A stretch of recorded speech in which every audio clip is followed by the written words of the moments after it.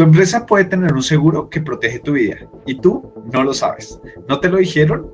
Podrías confiarte y entrar a zonas que sin esa red de seguridad nunca pasarías. Y si los criminales lo supieran, el rescate subiría de inmediato. Se llama K&R, Kidnap and Ransom, secuestro y rescate. Es el seguro más secreto del mundo y hay actuarios que llevan décadas calculando en silencio cuánto vale recuperar a una persona.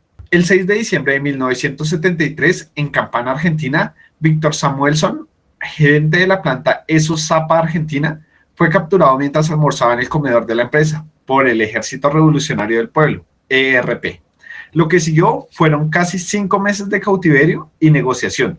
El resultado, $14 millones de rescate, el monto más alto pagado por una persona hasta ese momento.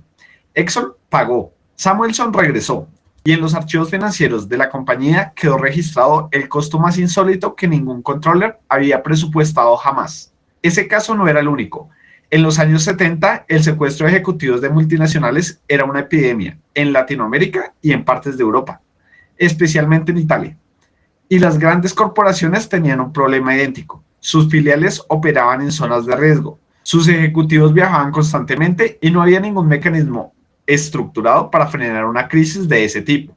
Cada empresa improvisaba, pagaba sola, negociaba a ciegas o esperaba que los gobiernos resolvieran algo que los gobiernos raramente resuelven. Fue en ese contexto que un grupo de suscriptores de Lloyds de Londres vio una oportunidad. Si una empresa podía asegurar contra incendios, tormentas y naufragios, ¿por qué no contra secuestros? El reto era doble. Cómo tarifar algo sin historia estadística pública y cómo vender un producto que, por su propia naturaleza, no podía anunciarse. Si una aseguradora sacaba un catálogo con póliza K&R, cobertura hasta $5 millones, los criminales tendrían un menú de precios. El producto tenía que existir en silencio y asignación. Una póliza de K&R moderna no cubre únicamente el rescate, cubre el ecosistema completo de respuesta a la crisis. Primero, el monto de rescate pagado, con límites acordados en la póliza. Segundo, los honorarios del negociador. La aseguradora designa una firma especializada en gestión de crisis, como Control Risk o Kroll. Envía a un profesional a coordinar la respuesta del lado de la empresa. Tercero, costo operativo de la crisis. Vuelos, logística, comunicaciones seguras, asesoría legal. Cuarto, rehabilitación médica y psicológica del liberado. Y quinto, el que pocas personas conocen, la cobertura por pérdida de ingresos. Si el secuestrado era un ejecutivo clave y la empresa perdió contratos durante los meses de cautiverio, hay coberturas para eso también. Ahora la parte actuarial. ¿Cómo se tarifica algo sin tabla de mortalidad ni historial público de siniestros? La lógica base es la misma de siempre. Pérdida esperada igual a probabilidad por severidad. Pero los números son difíciles de obtener. Imaginemos una empresa con 100 ejecutivos que viajan regularmente a zonas de riesgo moderado, algunos países de Latinoamérica o Medio Oriente. El actuario estima con los reportes activos internos de la aseguradora y los reportes de la firma de seguridad que la probabilidad de secuestro por persona por año es del 0.1%, 1 en 1000. Y el costo promedio de resolución, rescate más negociación más rehabilitación, es de $500,000. Prima pura, 100 ejecutivos, 0.1% por $500,000, $50,000 al año. Con los recargos por gastos operativos y el margen de la aseguradora, la prima total para ese portafolio de 100 personas podría rondar los $80 o $100,000 anuales. Para la multinacional que factura cientos de millones en la región, ese monto es casi invisible en el presupuesto y potencialmente la diferencia entre una crisis manejada y una catástrofe sin guión. Pero aquí está el problema técnico real. La probabilidad de 0.1% no salió de ninguna base de datos oficial, salió de los archivos internos de la firma de seguridad, de reportes confidenciales de inteligencia y el juicio experto de los suscriptores.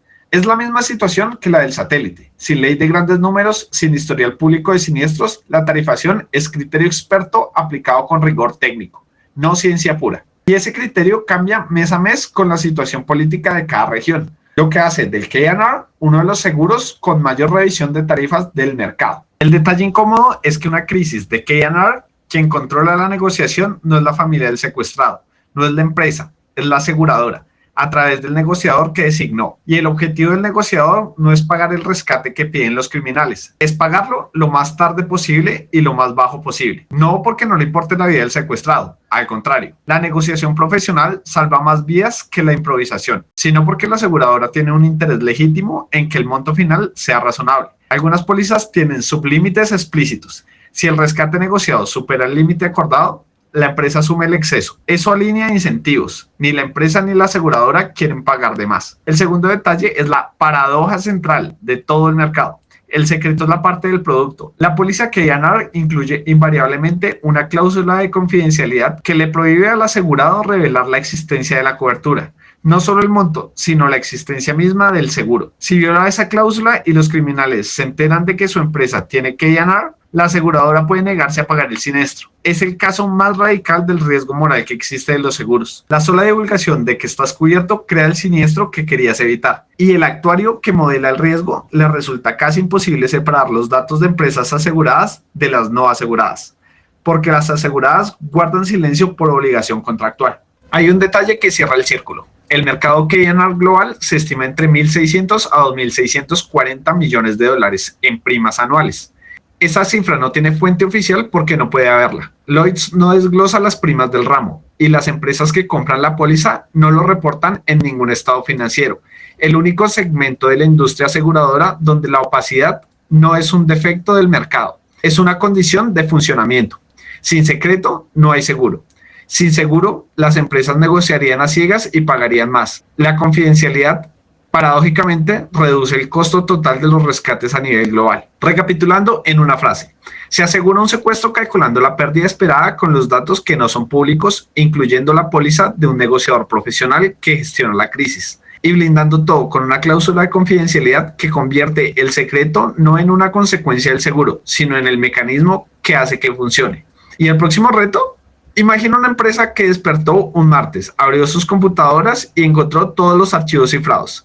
Sin balazos, sin persecuciones, solo una pantalla en negro y un mensaje pidiendo rescate en criptomonedas. El ciberataque es el nuevo secuestro. Y durante años, las aseguradoras no supieron si eso era un riesgo asegurable, un acto de guerra o algo completamente nuevo. En el próximo video, ¿cómo asegurar un ciberataque? Esto es Actuario Loading y hoy aprendimos un poco más. Suscríbete.